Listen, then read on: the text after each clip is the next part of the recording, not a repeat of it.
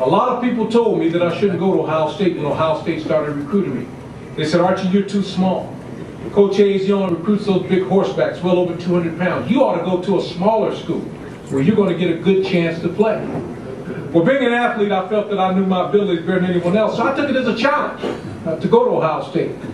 And I'll never forget when I reported to Ohio State training camp in the summer of 1972. I was put at the back. And folks, 1972 was the first year that freshmen were eligible to play varsity football. And with that being the case, my #1 goal was to make the varsity team because I wanted to prove to all those people who said that I couldn't play at Ohio State, I wanted to prove to them that I could play at Ohio State. But when I reported to camp, I was put at the back, and put at the back meant playing on the 15.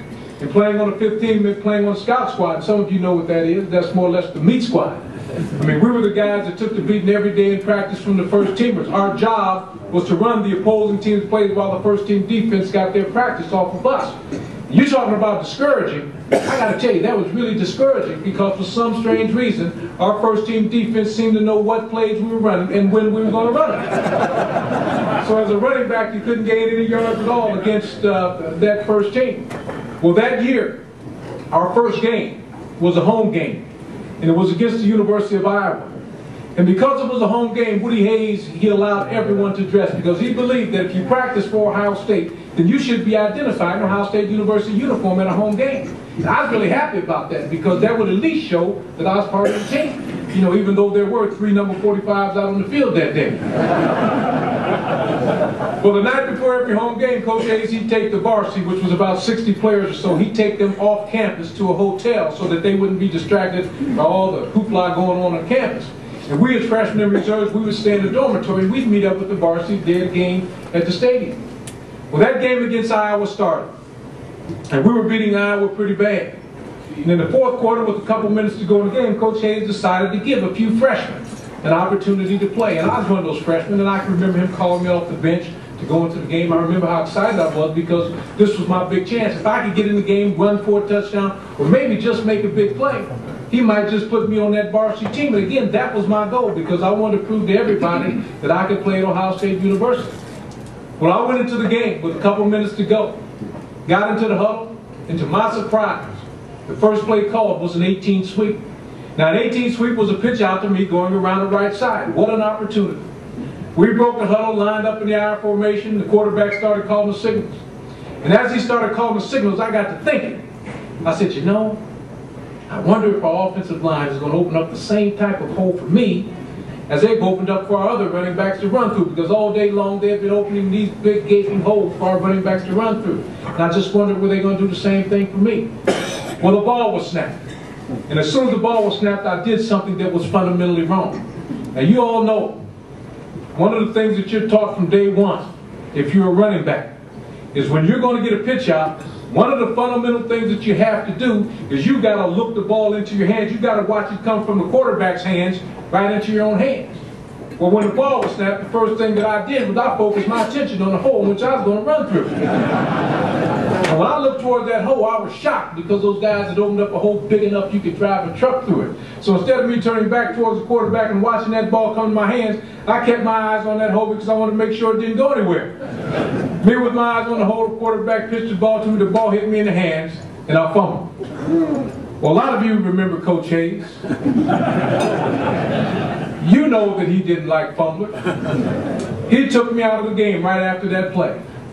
And I got to tell you, it was as if I had blown my big opportunity. I remember going home that night, and my father sensed something was wrong with me. He asked me about it.